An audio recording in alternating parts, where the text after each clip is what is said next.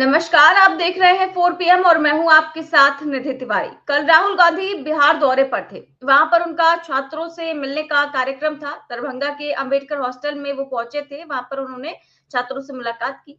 पहले तो उस कार्यक्रम को अनुमति ही नहीं दी गई थी। पुलिस लगा दी गई, राहुल को रोकने की कोशिश की गई। तब राहुल ने साफ तौर पर चैलेंज करते हुए कहा कि अगर नीतीश कुमार और बीजेपी में दम है तो रोक के दिखाए। और फिर आखिर में राहुल गांधी पहुंचे। उन्होंने छात्रों से बात की, उनकी समस्याएं जानी। इसके बाद और भी कार्यक्रम उनके छात्रों के साथ न्याय संवाद का कार्यक्रम था। इसके बाद उन्होंने फुले फिल्म भी देखी। तो कल पूरा दिन बिहार में राजनीतिक सरगर्मियां बनी रही और कल बिहार में राहुल गांधी के जाने से जो माहौल बना वो काफी जबरदस्त माहौल था। लेकिन इन सब से बीजेपी इतना बौखला उठी कि पहले तो परमिशन नहीं दी गई राहुल के कार्यक्रम की, और अब खबर है कि राहुल गांधी पर वहां के प्रशासन ने एफआईआर दर्ज कर ली है। वो भी एक नहीं, दो एफआईआर। और केवल राहुल गांधी के ही नहीं बल्कि कांग्रेस के 100 से ज्यादा कार्यकर्ताओं पर मुकदमा दर्ज कर लिया है। और वहीं पर दूसरी ओर राहुल गांधी अभी भी बीजेपी और सरकार को चिढ़ाते हुए कह रहे हैं कि ये मेरे लिए मेडल है, ये जो एफआईआर हो रही है वो सब मेरे लिए मेडल है, मुझे फर्क नहीं पड़ता। मेरे ऊपर तो न जाने कितनी एफआईआर पहले भी दर्ज हो चुकी हैं। यहाँ पर जो ये करने की कोशिश की जा रही है, इस पर सवाल खड़े हो रहे हैं कि आखिर बिहार में चल क्या रहा है। कभी तो रोजगार मांगने वाले छात्रों को लाठियों से पिटवाया जाता है और उनकी आवाज उठाने वाले लोगों पर मुकदमा ही ठोक देते हैं। तो आखिरकार इसके सियासी मायने क्या है और इसका क्या नुकसान बीजेपी को हो सकता है, नीतीश कुमार को हो सकता है, या क्या फायदा कांग्रेस को हो सकता है, इस पर चर्चा करेंगे। साथ ही साथ जो दूसरी खबर है, क्योंकि जो मंत्री हैं विजय शाह, आप जानते हैं कि उन्होंने कर्नल सोफिया कुरैशी पर किस तरह की टिप्पणी की थी, उसके लिए सुप्रीम कोर्ट में याचिका अब दाखिल कर दी गई है। जो उन पर उन्होंने विवादित बयान दिया था, उनको पद से हटाने के लिए याचिका दायर की गई है। इस पर भी चर्चा करेंगे। इस चर्चा में हमारे साथ मौजूद हैं प्रोफेसर कृष्णस्वामी सर। सर, बहुत बहुत स्वागत है आपका। तो सर, सबसे पहले मैं राहुल गांधी की ही खबर की चर्चा करूंगी। जिस तरह से कल पूरे दिन लाइमलाइट में रहे और पूरा दिन इसी की चर्चा होती रही कि आखिरकार राहुल गांधी को क्यों छात्रों से मिलने से रोका गया और क्यों उन पर एफआईआर दर्ज की गई। तो खबर है कि दरभंगा दौरे पर आए राहुल गांधी पर क्यों दर्ज हुई एफआईआर। कानूनी पचड़े में आए 100 से अधिक कांग्रेसी नेता। तो यहाँ पर 100 से ज्यादा कांग्रेसी नेताओं पर एफआईआर दर्ज करने की तैयारी है। और अब सर सवाल यही उठता है, क्योंकि पुलिस ने एफआईआर दर्ज करने के पीछे की वजह ये बताई है कि राहुल गांधी ने बिना अनुमति के अंबेडकर हॉस्टल में बैठक की और ऐसा करके उन्होंने कानून का उल्लंघन किया है। तो क्या सर दलित, वंचित और पिछड़े वर्ग के छात्रों से बात करना क्या संविधान के खिलाफ है या कानून का उल्लंघन है? क्या उनसे उनकी शिक्षा, उनकी भर्ती, उनकी परीक्षाओं, नौकरियों के बारे में बात करना पाप है या कानून का उल्लंघन है? क्या आपको लगता है क्यों ऐसी एफआईआर दर्ज की गई? जय संविधान। देखिए, भारतीय जनता पार्टी ने एक ही बार में दो चीजें अपनी सिद्ध कर दी और जनता को यह समझने का अवसर दे दिया। जब आपने दोनों प्रकरणों की आपस में बात की, विजय शाह और राहुल गांधी, वो ये चाहते हैं कि अगर आप सेना का अपमान करें, सेना के अधिकारियों को गालियां दें, तो कोई बात नहीं, एफआईआर लिखने में देर हो जाएगी, उन्हें पद से नहीं हटाया जाएगा, उनको एफआईआर लिखने में देर की जाएगी और एफआईआर भी ऐसे लिखाई जाएगी जिससे उन्हें बेल मिल जाए। भाई, हाईकोर्ट के सामने जब ये पेश हुआ कि एफआईआर क्या लिखाई गई, हाईकोर्ट ने असंतोष जाहिर किया, नाराजगी जाहिर की और ये कहा कि ये तो एफआईआर नहीं है जो होनी चाहिए। इसका माने एक उदाहरण तो आपके सामने है विजय शाह का कि भाई मुसलमानों को गाली दो, और मुसलमानों को गाली देते देते आप इंडियन डिफेंस फोर्सेस को और सेना को गाली दे दो। अच्छा, अब मेरे को जिज्ञासा हुई, भाई मैंने ये सोचा कि ये जो कर्नल हैं इनके बारे में पता चलाया जाए, तो पता ये चला, निधि तुमको भी शायद पता चल गया होगा और आपके दर्शक श्रोताओं को भी पता होना चाहिए, इस बिटिया की पड़दादी रानी लक्ष्मीबाई के साथ लड़ी थी। 1857 में रानी लक्ष्मीबाई के साथ लड़ी थी। अब सोचिए क्या खानदान है ये, क्या परिवार है। और इनके पति भी एयरफोर्स में हैं, इनके परिवार में ज्यादातर लोग सेना में और अधिकारी एयरफोर्स में हैं, इनके बच्चे भी एयरफोर्स और आर्मी में जाने की तैयारी कर रहे हैं। ये वो परिवार है। इसका मतलब ये है, आप अशफाक उल्लाह खां के, आप ब्रिगेडियर उस्मान के परिवार के लोगों को केवल इसलिए जलील करेंगे और उसमें यह भी ध्यान नहीं रखेंगे कि ये वो सेना के वरिष्ठ अधिकारी हैं जिनको भारत सरकार ने चूज किया है प्रेस कॉन्फ्रेंस करने के लिए, अपने मन से नहीं आई हैं।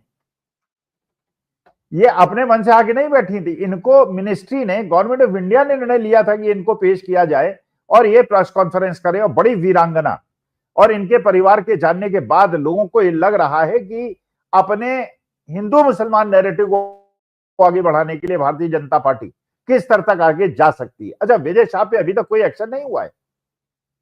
जो वहां के मुख्यमंत्री उन्हें बचाने की कोशिश कर रहे हैं, और किसी दिन हो सकता है आपको ये सूचना मिल जाए कि उनको डिप्टी चीफ मिनिस्टर बना दिया गया है।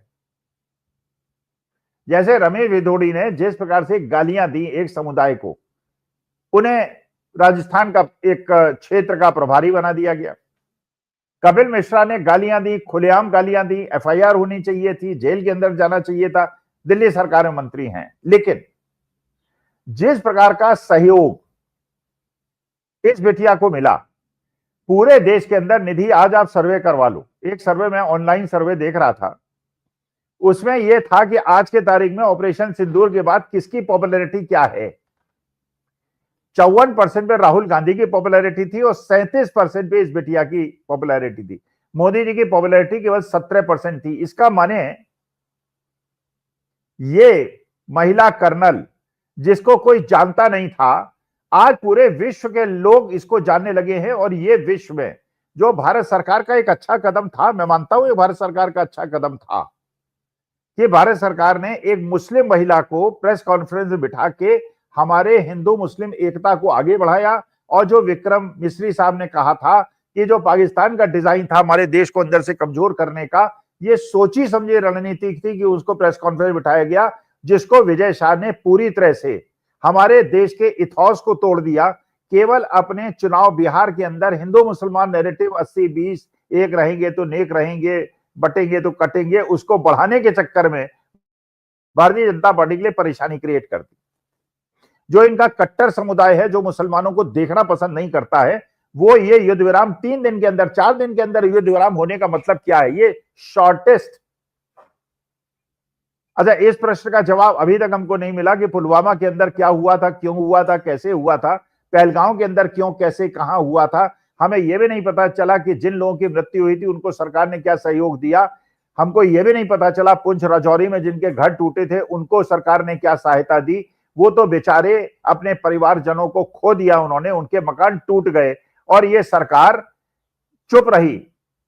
यहां पे जो सर्वदलीय बैठक हुई इसमें प्रधानमंत्री महोदय नहीं पहुंचे, लेकिन जब ये खत्म हो गया उसके बाद जाके उन्होंने श्रेय लेने के लिए वहां पे अपना आर्मी एयरफोर्स की ड्रेस पहन के अपनी फोटो खिंचानी। और 14 कैमरामैन थे, लोग बता रहे हैं 14 कैमरामैन थे हमारे माननीय प्रधानमंत्री के डिफरेंट एंगल से फोटो खींचने के लिए।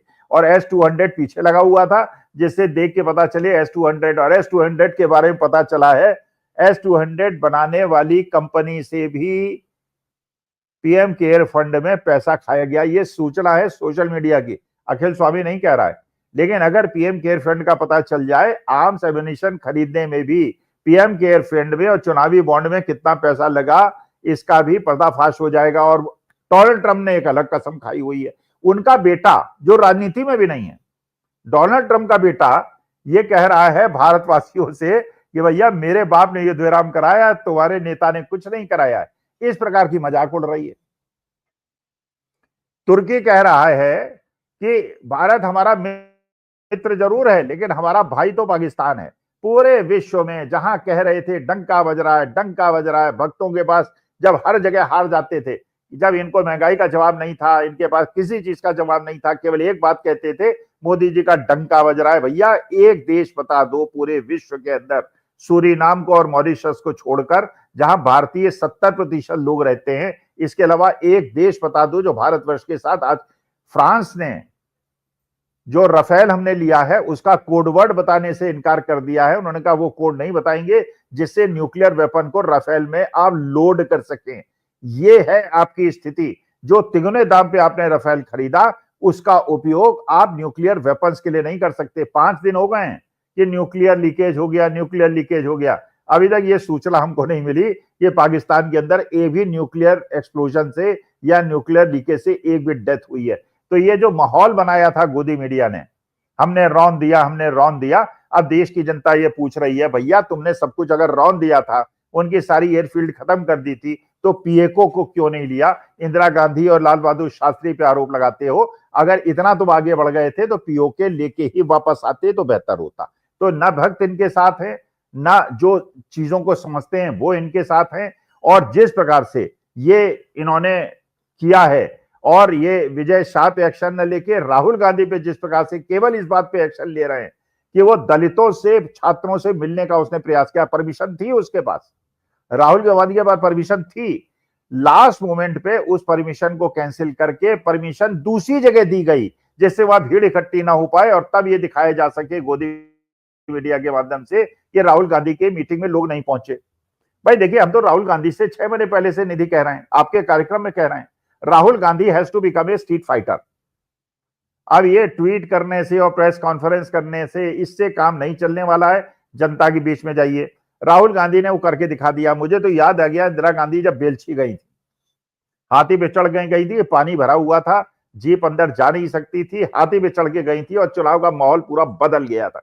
तो अगर दलितों से मिलना, उनसे बात करना, उनकी व्यथा समझना, और जब प्रशासन गया वहां पर अंबेडकर हॉस्टल में और छात्रों से कहा कि 140 धारा लगी हुई है, आप लोग यहां मत इकट्ठे होइए वरना एफआईआर लिखाएंगे, उन्होंने कहा एफआईआर लिखानी है, अरेस्ट कर लीजिए, हम तो राहुल गांधी से मिलके ही जाएंगे।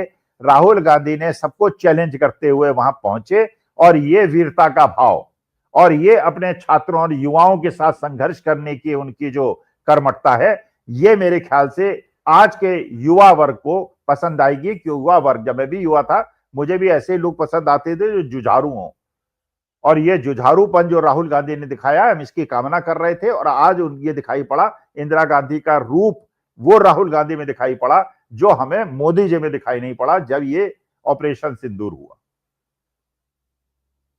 बिल्कुल सर, और राहुल गांधी को इससे भी फर्क नहीं पड़ता है, आप एफआईआर कर लीजिए चाहे जितनी, और इस एफआईआर को लेकर उन्होंने जो बयान दिया है, उनका छोटा सा बयान मैं सुनाती हूँ। केस कर दिया गया सर, क्या आपसे फाइल भी कर दिया? हाँ, मैंने उनसे कहा देखिए आप रोकना चाहते हैं रोक दीजिए, मेरा कोई प्रॉब्लम नहीं है। उन्होंने रोका नहीं, मैं चला गया। तो वो तो केस तो लगाए हैं, 30-32 केस है मेरे ऊपर। इलेक्शन है सर, जवाब मिलेगा? मेडल है ये सब मेरे।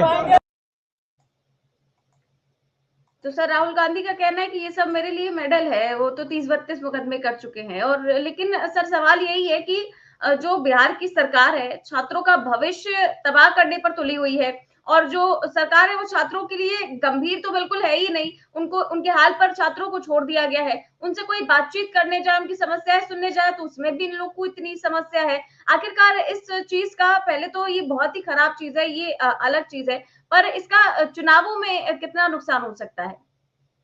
देखिए, ये मेरे को लगता है नीतीश कुमार ने एक प्रकार से भारतीय जनता पार्टी से जितना ज्यादा वो प्रताड़ित हो रहे हैं और जितना ज्यादा उन्हें भारतीय जनता पार्टी परेशान कर रही है, भारतीय जनता पार्टी के पैर के नीचे से जमीन खिसकाने का एक नीतीश कुमार का षड्यंत्र है, मुझे ऐसा लगता है।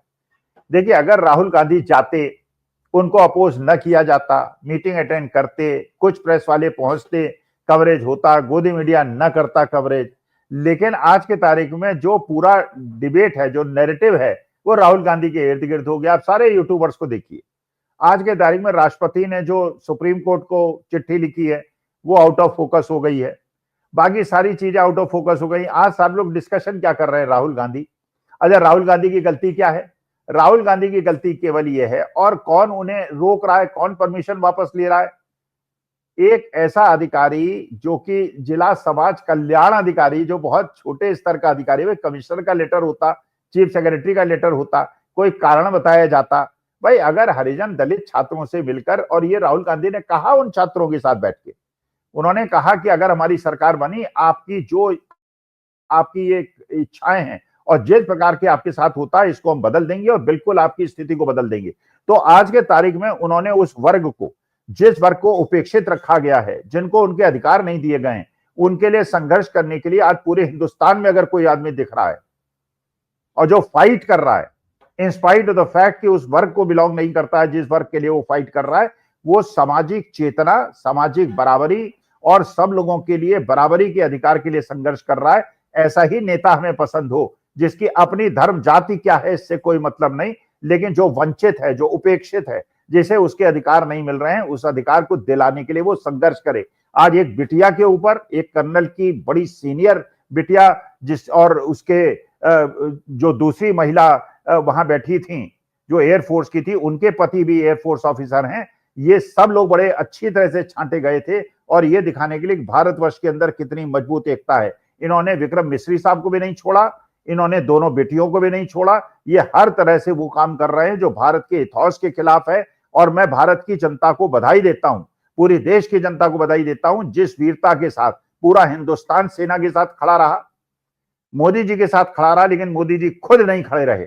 उस समय आज के तारीख में राहुल गांधी पे जो ये हो रहा है उसका भारतीय जनता पार्टी अपने कफन में खुद कील ठोक रही है। इस प्रकार दलितों के अधिकार के लिए संघर्ष करने वाले राहुल गांधी पे एफआईआर करने का मतलब, जो राहुल गांधी ने कहा ये मेरे पदक है, ये बिल्कुल सही बात है, ये पदक है। और भगवान करे सब समाज ये समझे कौन आपके लिए संघर्ष करने वाला है, कौन चुनाव के लिए आपकी भावनाओं का उपयोग करने वाला है।